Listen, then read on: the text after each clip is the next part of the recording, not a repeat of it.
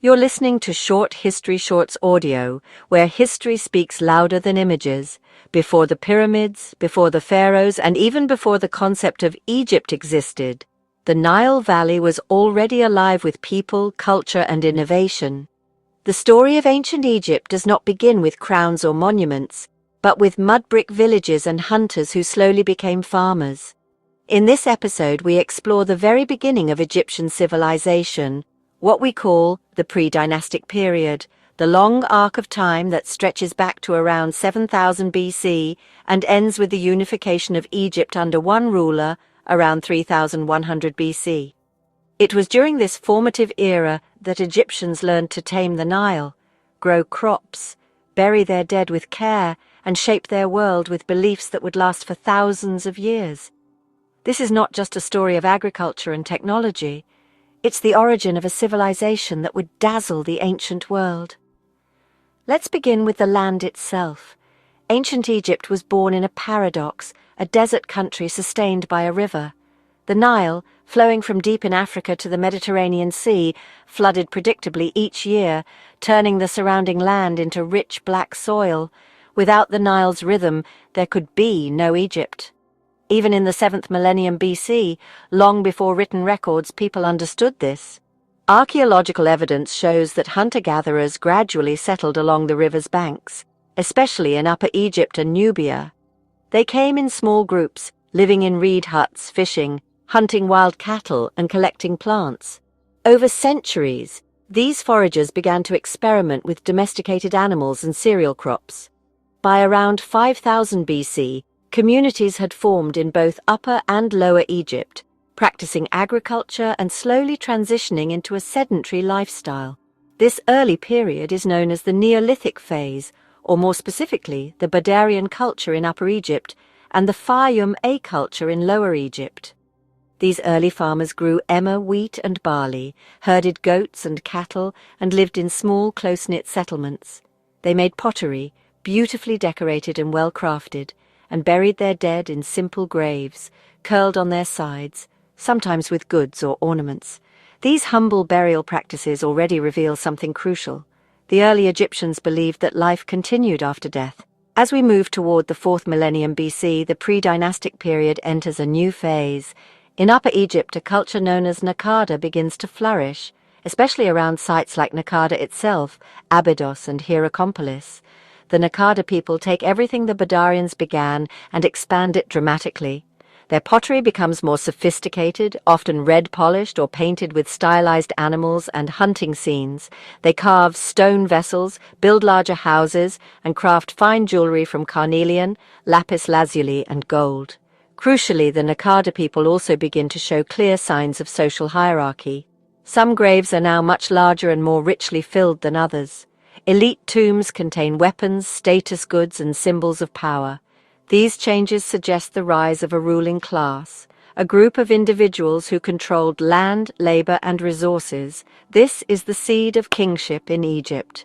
Meanwhile, in the north, the Delta region develops more slowly and less archaeologically visible, but cultures like Mahdi in Lower Egypt show growing complexity and trade. Goods flow between regions: obsidian from Ethiopia, cedar from Lebanon, lapis from Afghanistan. Egypt is already part of an international network long before it becomes a unified state. One of the most important signs of early unification is the appearance of shared iconography. By the late Naqada period, around 3300–3200 BC, artists begin to depict boats, standards, and ritual battles. Some of these images show figures wearing the white crown of Upper Egypt or the red crown of Lower Egypt, symbols that will later define the two halves of the Egyptian kingdom. At sites like Hierakonpolis, the so-called City of the Hawk, we find the first large mud brick structures, perhaps temples or administrative centers, and painted tombs that hint at divine kingship. These murals show a ruler smiting enemies, taming wild animals, or riding on ceremonial boats. The iconography is unmistakably royal, centuries before the first-named kings appear. It's here that we begin to see what Egypt will become, a land where power, religion, and statecraft are inseparable. One of the most iconic objects from this period is the Narmer palette, often seen as a symbolic record of Egypt's unification. It shows a ruler identified as Narmer wearing both the white and red crowns, suggesting he has conquered both Upper and Lower Egypt. Though the palette itself likely dates to just after the unification, it reflects themes and aesthetics that had developed during the pre-dynastic period. Narmer, if he was a real historical figure, stands at the boundary between pre-dynastic Egypt and the historical period that follows. His dynasty, traditionally called the First Dynasty, ushers in pharaonic rule, monumental tombs and written hieroglyphs, but the foundations of his rule were laid long before by generations of unnamed farmers, artists and leaders. It's important to understand that Egypt's unification was not a single event.